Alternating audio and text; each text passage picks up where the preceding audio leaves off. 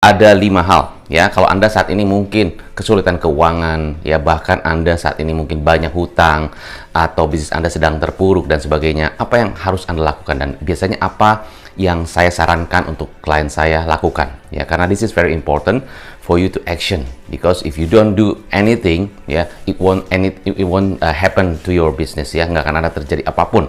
So you need to do some action dan the right action ya. Yang pertama pastinya kalau kita sedang kesulitan keuangan dan sebagainya, kita harus belajar terus ya, sebagai menjadi seorang murid, menjadi seorang student yang bisa belajar terus ya. Saat kondisi dimana saya waktu itu sudah berapa lama ya, mungkin sudah 30 tahun yang lalu ya, sekitar 25 sampai 30 tahun yang lalu, saat saya tidak punya uang, apa yang saya lakukan ya, saya cari kerja. Cari kerja di mana? Cari kerja di perusahaan-perusahaan yang cukup punya nama ya, cukup besar, tapi juga dia meng-hire atau membuka lowongan untuk para student. Saat itu saya berkesempatan untuk bisa bekerja di sebuah restoran Prancis ya. Restoran Prancisnya dia punya franchise di beberapa tempat dan saya bekerja di situ sebagai seorang kitchen boy. Ya, kitchen boy ya, cuci piring dan sebagainya. Tapi di situ saya belajar, oh ternyata di dalam sebuah restoran sistemnya seperti itu. Ya, begitu ada piring masuk langsung di set di dalam satu sistem, masuk ke sini, stepnya masuk ke sini, masuk ke dishwasher dan sebagainya, nanti piring besar, piring kecil dikelompokkan dan sebagainya. Itu ada step-stepnya. Jadi di situ saya belajar, bukan hanya saya bekerja sebagai kitchen boy, tapi saya bekerja tentang sistem di dalam restoran Prancis ini. Dan saya bersyukur ternyata, oh inilah yang namanya restoran Prancis yang world class. Ya, piringnya berbeda, setiap makanan punya satu klasifikasi piring tertentu, sendoknya berbeda, garpunya berbeda, tempat untuk cuci piringnya berbeda. Saya belajar, oh begini loh, sabun-sabun cucinya pun berbeda. Ternyata ya, restoran-restoran world class itu ternyata bukan makanannya saja yang enak, tapi behind the scene, belakangnya itu juga keren banget. Dan situ saya belajar sistem. Di samping saya juga mendapatkan income ya. Income adalah one thing, it's a bonus ya.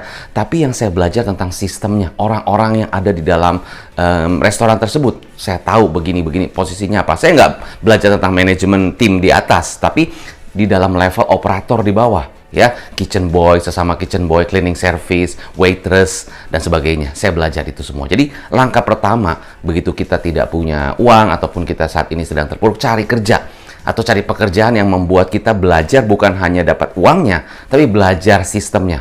Kalau Anda bisa bekerja di perusahaan ataupun di McDonald's misalnya salah satunya, boleh.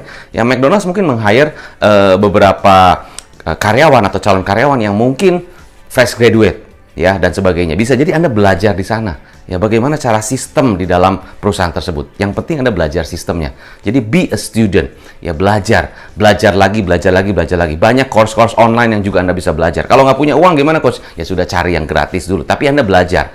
Ya, tapi saran saya sih bagusnya Anda bekerja lah, supaya Anda bisa mendapatkan uang juga. Ya, bekerja di perusahaan yang sistemnya bagus, ya perusahaan sudah besar, tapi dia cari fresh grade, atau yang no experience, yang belum pernah pengalaman bekerja, Anda cari itu, melamar ke sana. Itu langkah pertama, ya. Langkah kedua, ya kalau Anda sudah punya bisnis dan Anda terlanjur menjalankan bisnis, tapi saat ini bisnisnya mungkin terpuruk, ya tidak baik dan sebagainya karena kondisi, ya keuangan Anda dan sebagainya. Nah, Anda harus punya mindset tetap menjadi seorang entrepreneur. Apa itu bedanya antara entrepreneur dan bukan mindset entrepreneur? Antara entrepreneur sama mindset entrepreneur bedanya begini. Jadi kalau Anda memiliki mindset entrepreneur, ya, saya tuh tidak akan menyerah. Misalnya saya dulu bekerja. Saya juga dulu begitu. Saya bekerja di dalam sebuah perusahaan. Ya, bekerja dengan waktu saya, energi saya, semua saya luangkan untuk pekerjaan saya. Memang di situ karir saya bisa meningkat, ya. Tapi di titik tertentu saya memutuskan untuk keluar dari pekerjaan tersebut, saya buka bisnis sendiri.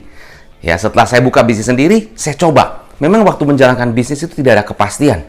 Pada saat saya bekerja sebagai employee, sebagai profesional, nggak ada yang salah by the way ya. Kalau Anda happy di sana, it's okay. Ya, Anda mendapatkan income setiap bulan fix, it's okay. Tapi kalau Anda merasa ada sesuatu yang harusnya saya bisa lakukan lebih, ya which is jadi entrepreneur. Nah, entrepreneur itu tidak ada kepastian. Ya, di dalam bisnis tidak ada kepastian. Kadang-kadang bisa turun drastis dan sebagainya. Tapi Anda bisa prediksi. Memang tidak ada kepastian setiap bulan Anda bisa mendapatkan uang yang sama, tapi Anda bisa prediksi. Nah, mindset entrepreneur adalah don't quit. Di saat Anda, waduh susah banget ya jalan bisnis dan sebagainya, mending balik lagi deh ke waktu saat jadi karyawan atau bekerja lagi. Ya boleh saja, tapi mindset entrepreneur bilang, saya harus terus jalan. Don't quit, terus. Saya cari tahu ini. Ada beberapa pengusaha yang saya coach langsung. Ya, dia bilang begini, coach, aduh saya pusing nih, kena pandemi nih, bisnis saya menurun, customer saya dan sebagainya, kena saya di bisnis travel dan sebagainya, karena waktu itu travel lagi sangat-sangat down sekali. Dia akhirnya tidak menyerah, ya, saya motivasi, saya kasih buka pikiran, wawasan dan sebagainya, dia tidak menyerah, masuk ke bisnis makanan, bisnis roti. Sekarang saya sudah punya, saya bangga sekali, saya bersyukur melihat klien saya saat ini sudah punya banyak cabang di Indonesia dengan rotinya. Nah itu keren banget. Jadi itu adalah mindset entrepreneur. Saya tidak menyerah. Saya lanjut terus. Saya jalan lagi, saya lanjut lagi, jalan lagi. Tidak menyerah. Ya, kondisi begini, kondisi begitu, susah ini, susah itu, terus maju. Jadi dalam mindset entrepreneur adalah saya selalu harus pasti bisa. Pasti ketemu jalan keluarnya. Itu mindset entrepreneur. Ya, jadi saya akan cari terus. Dan saya tidak akan kembali ke jalan lama. Ya, saya akan maju terus. Melangkah lagi. Tentunya dengan cara yang benar. Itu langkah kedua. Langkah ketiga, ya Anda harus cari mentor. Harus cari seseorang yang bisa bantu Anda, yang mungkin sudah lalui itu, yang sudah melewati itu. Mentor belum tentu harus coach ya. Bisa jadi mungkin seorang guru, atau bisa jadi seorang yang sudah pernah melalui kondisi yang dimana Anda juga pernah Anda yang mengalami seperti ini, dan dia sudah mengalami ini, Anda belajar dari dia. Cari waktu ketemu, belajar dari dia. Bagaimana caranya melewati ini. Anda cari mentor. Ya boleh cari coach, boleh ya, cari mentor. Mentor adalah orang yang sudah lewatin, sudah been there, done that, ya. Nomor 4, kuasai 5 simbol jari ini. 5 simbol jari. Jadi kalau Anda belajar ya, ada 5 simbol. Jari pertama nih, ibu jari. Ini namanya thumbs. Thumbs ini menunjukkan karakter Anda sebagai seorang entrepreneur. Saya tuh karakternya gimana? Saya karakternya kuat. Ya, saya karakternya tegas, saya karakternya bisa maju, saya karakternya tidak menyerah, saya karakternya no complain, ya, saya karakternya terus, ya. Nah, persisten, itu ini nih, your thumbs. Jadi menunjukkan karakter Anda. Apalagi kalau Anda sebagai seorang entrepreneur, ya, Anda karakternya seperti apa? Kalau ibaratnya misalnya sebagai binatang atau apa, ya, binatang kan ada yang karakternya lemah gemulai. Boleh juga, terserah Anda ya. Ada yang strong, ya, kuat, itu kan gagah, itu karakter Anda. Ya, kalau Anda jalankan bisnis, Anda ketemu orang, Anda profesional, karakternya seperti apa? You have, misalnya, your style, your karakter, selalu Anda on time, selalu Anda tegas, selalu Anda bisa, secara communication skill Anda bagus, itu karakter Anda. Dan orang lihat itu sebagai seorang entrepreneur, ya, ketepatan waktu, kegesitan, ya, respons yang begitu cepat dan sebagainya, itu salah satu karakter, itu thumbs, thumb, ya, ibu jari. Yang kedua adalah telunjuk. Artinya fokus, you need to focus, ya. Di dalam bisnis kita perlu fokus, satu yang kita fokus tapi itu kuat. Kalau Anda lihat semua business owner yang sukses berarti dia fokus satu hal. Ya, Apple, Steve Jobs fokus, ya kan? Bill Gates fokus, Walt Disney fokus. Fokus ke satu hal yang Anda passion, fokus ke satu hal yang benar-benar Anda kuasai, fokus ke satu hal yang benar-benar Anda merasa di situ punya strength. Jadi fokus, ya. Kalau Anda punya banyak bisnis boleh nggak? Ya boleh saja. Tapi fokus dulu satu yang sampai itu berhasil dulu, baru kita boleh diversifikasi bisnis. Jangan dua-duanya jalan, tapi ini enggak, itu enggak. Jadi fokus. Kalau saya sebagai seorang pemilik bisnis, saya tuh sifatnya gimana sih? Ya, saya mungkin tidak cheating, saya tidak bohong, saya tidak curang, saya tidak ingin punya hati yang kurang baik. Itu ya artinya jari manis ini. Jadi your sifat, perilaku, behavior. Saya tidak mungkin membohongi klien saya, tidak mungkin membohongi customer saya, tidak mungkin membohongi partner saya, tidak mungkin membohongi tim saya. Ya, itu karakternya. Ya, sifatnya beda aja. Yang pertama berarti karakter yang kuat. Yang ini adalah karakter yang mungkin kita bisa jadi tergoda ataupun jatuh ya ke dalam karakter yang mungkin negatif, ya, bohong atau mungkin kita curang dan sebagainya. Oke, ya.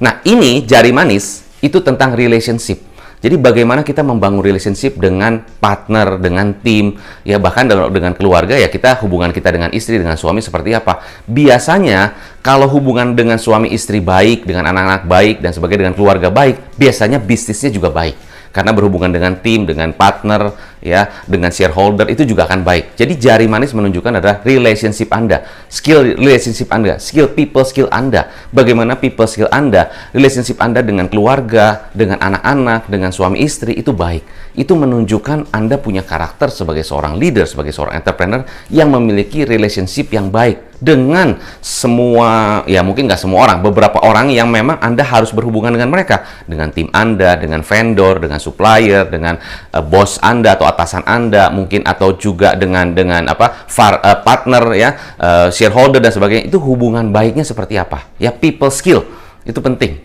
Nah, nomor kelingking atau jari kelingking ya. Nah, ini adalah menunjukkan keunikan Anda. Jadi kalau Anda punya bisnis, Anda punya keunikan apa di dalam bisnis Anda? Ya, Domino Pizza salah satunya. Dia punya keunikan apa? Dia memberikan garansi kalau pizza tidak di-deliver dalam waktu 30 menit. Ya, bahkan semua sistem di dalam perusahaannya fokusnya ke sana. Ya, fokusnya ke bagaimana kita memberikan service delivery 30 menit atau kurang, ya, dan bisa digaransi. Jadi kalau dikirim lebih dari 30 menit maka pizzanya gratis. Ya, salah satu pengiriman DHL dan sebagainya, dia mengirim sampai ke alamat yang paling detail di bawah sampai terkirim. Mau dikirim apapun bisa nyampe dan sebagainya. Itu contoh saja ya, tapi itu semuanya ke sana. Ya, dan semua sistem, semua internal management arahnya fokusnya ke sana. Jadi keunikan apa yang Anda miliki di dalam bisnis Anda sehingga itu semua entire company Anda menuju ke sana. Jadi ini keunikan, keunggulan, satu hal yang betul-betul sangat unik dan sangat spesial di bisnis Anda apa dibandingkan dengan kompetitor lain. Ya, supaya di situ Anda punya satu keunikan tersendiri. Right? Itu. Nah, itu nomor 4 ya. Dan nomor 5 adalah Anda juga harus selalu bisa belajar untuk research. Jadi zaman sekarang research itu sangat-sangat dibutuhkan. Waktu kita sekolah ya, kalau kita lihat orang lain disebutnya nyontek, betul ya? Tapi kalau di dalam bisnis itu namanya market research.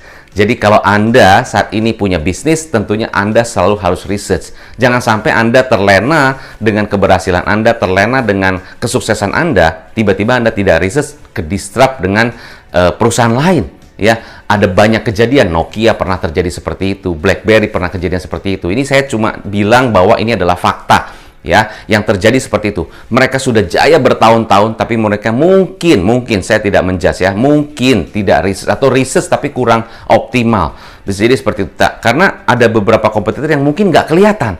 Nah, ini Anda harus sangat-sangat aware. Jadi contohnya misalnya Anda punya bisnis, bulan ini omsetnya sangat baik sekali, bulan depan sangat baik. Misalnya Anda saat ini punya bisnis ya, wah karena Anda duluan, Anda yang pertama, misalnya Anda punya bisnis masker deh contoh. Ya, Anda di situ yang pertama karena belum banyak orang yang punya masker dengan gaya desain Anda dan mungkin gaya stylenya Anda belum punya. Jadi pada saat Anda launch pertama kali itu Anda nomor 1 dan semuanya ke sana. Wah, Anda mendapatkan omset bagus di bulan itu. Nah, di bulan berikutnya menurut Anda kira-kira ada nggak kompetitor yang ingin juga meniru yang seperti Anda buat? Pasti bisa jadi bulan kedua mulai ada kompetitor, bulan ketiga mulai lebih banyak, bulan keempat mulai lebih banyak lagi.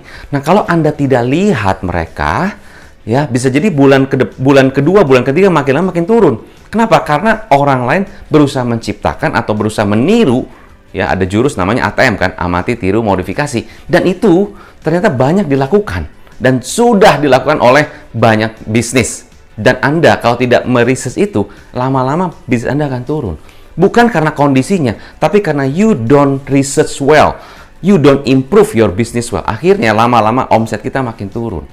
Dan tidak sadar akhirnya mungkin kalau nanti ada kompetitor yang punya budget marketing lebih besar, punya modal lebih besar, mereka marketing gencar-gencaran, bisa jadi kita ke-disrupt mungkin. Atau mungkin dari bawah, secara dari dalam gitu kan, macam-macam caranya bisa dilakukan.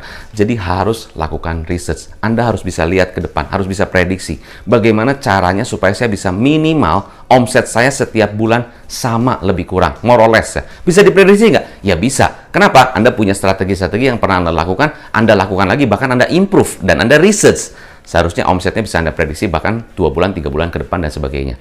Right? So, ada 5 hal yang tadi saya sudah sampaikan kepada Anda. Kalau saat ini mungkin kondisi bisnis Anda sedang terpuruk, sedang kurang baik, keuangan Anda juga mungkin bermasalah, ya, Anda bisa lakukan 5 hal ini.